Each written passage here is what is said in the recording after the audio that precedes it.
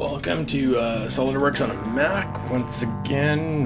This time we're going to do a Solidworks Performance Test. So Solidworks 2013, under the tools you see, Solidworks Performance Test. Well, we'll get this underway, but you can see that it's talking about having to run up to 30 minutes.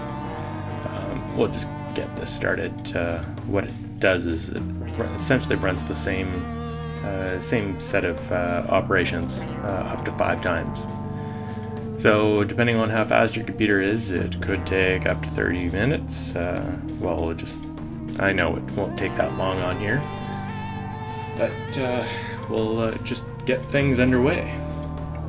So you can see the first set of operations is to just open up SolidWorks. So it does recommend that you don't run any other programs. That way it can get a true assessment of how quickly your machine is when running SolidWorks. For this test, obviously I'm running EasyBit in order to capture everything that ends up happening on the screen, so it'll have a bit of a slowdown in the results, but nothing detrimental. So starting out, you see, well, we ended up going through, an injection mold assembly. That was a very quick look at it. I'm not doing a thing, I'm just letting the SolidWorks Performance Test do its thing. Well, I guess I will expand the window here just to kind of fill it up and blank out some of the distracting bits on the desktop, but that's just going to be a temporary thing.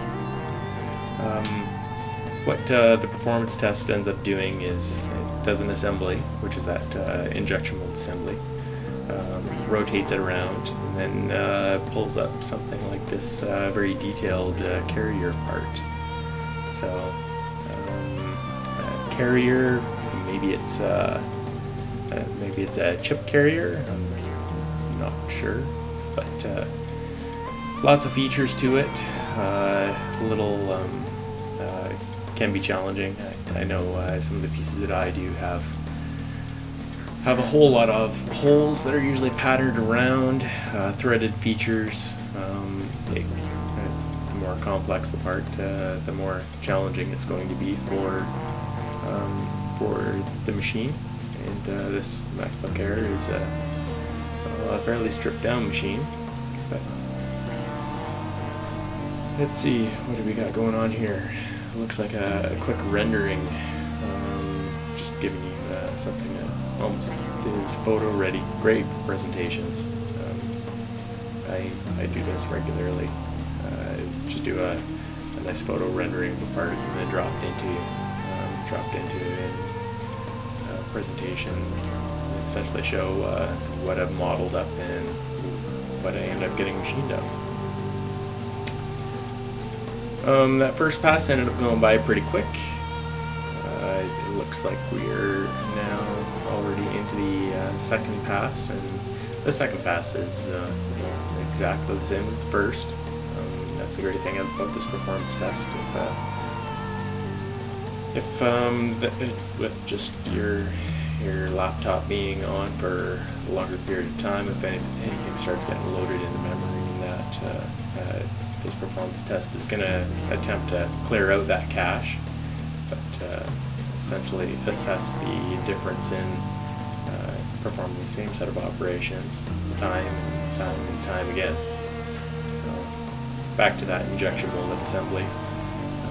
You see the transparent features, which can be a bit challenging just to model all those up, but no issues here for the graphics card. This is the Intel HD 5000, whatever that latest version ends up being with the integrated graphics that Haswell architecture has. So let's see, I guess we're about halfway through this second pass. A shutdown of SolidWorks, a restart. I'm not going to muck around with it anymore. I'll just I'll let it open and close as it wants. I don't have anything really critical on my desktop there that should be hidden. But no matter, back into this carrier part. I should actually go through and just count to see how many features they've put into that carrier piece. It's got to be somewhere buried in my desktop, or you know, buried in my file structure here. Rebuilding, still not too bad as far as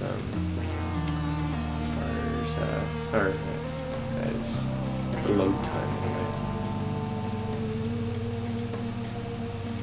Of course, if you need everything to happen a whole lot faster on complex pieces like this, then yeah, you're better off on a dedicated machine.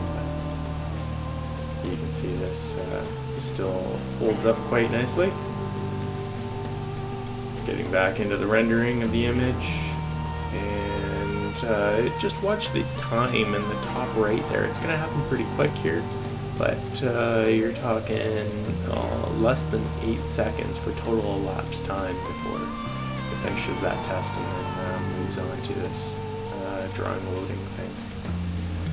So we're into pass 3, and we'll just skip ahead here into the final pass. And that was it. We're into the final pass already. So this mid 2013 Macbook Air seems to be cruising through the whole set of operations pretty quick. And in that 5th pass, you see that we are once again doing that injection mold assembly, 7 sub-assemblies that are all being rotated here.